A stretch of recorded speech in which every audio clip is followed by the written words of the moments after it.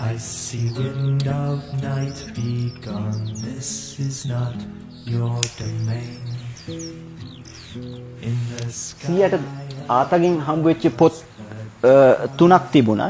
ඒ පොත් තුනෙන් එකක් තමයි මෙතන වොලියුම් 3 එක මෙතන. Harmsworth Natural History කියලා මේ පොත. ඉතින් මේකේ පින්තූර බලන එක තමයි කෙරුවේ පොඩි කාලේ. මේ පොත් වලින් චිත්‍ර අඳින්න පැන්සල් පාවිච්චි කරලා ඇඳ ඒ කාලේ. වැඩියෙන්ම ඇත්තටම ඇඳුනේ කුරුල්ල තමයි කොහොමද.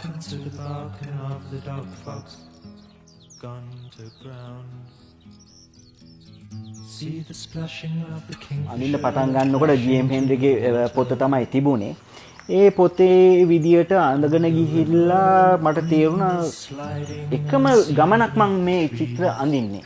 ඊට පස්සේ ඔය කීත් බෲකීලා ඔය ලෝකේ ෆේමස්ම ආටිස්ට්ලා රොබර්ට් බේට්මන් ඉන්ස්පිරේෂන් එකක් වුණා. තාමත් එක මාර්ගවල ගිහිල්ලා මං කොහොම හරි එක මාර්ගයකටද ඇවිල්ලා දැන් මේ මාර්ගේ යන ගමන්ම මං ස්ටයිල්ස් 3-4ක්ම මේවා කරනවා. ඉතින් ආර්ට් කියන්නේ අපි අඳින එක විතරක් නෙමෙයි මං ගොඩක් මියුසික් අහනවා.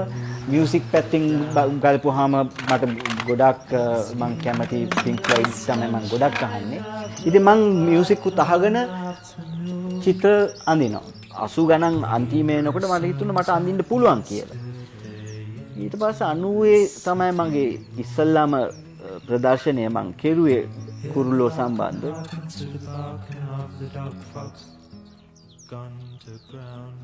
කැලෑවේ ඉඳගෙන ඒ පැන්සලින් ඇඳලා ඒ වෙලාවෙම මේ දියසායම් වලින් අඳින චිත්‍රයක තියෙන ඒ වටිනාකම ඒකේ තියෙන තාත්විකත්වය සතාට දෙන පණ ඒක ඇත්තටම ඒක ඇත්තටම පණ වැටෙනවා මේ කැලේ ඉඳලම සතාව අඳිනකොට ස්කෙච් කරනකොට. ඒකේ තෘප්තිය ඒක මනින්න බැරි තෘප්තියක්. ඒ මොකද මේ හොඳ චිත්‍රයක් සමහරක් විට මේ වෙන කාටවත් කැමැත්තක් මේ එච්චර ඒකේ වටිනාකමක් පේන්නේ නැති වෙන්න පුළුවන්. ඒ වුණාට මගේ මනසේ තෘප්තියට අඳිනවා මිසක් වෙන කාගේවත් මේක පිනවන්න ආසාවල් පිනවන්න නෙමෙයි.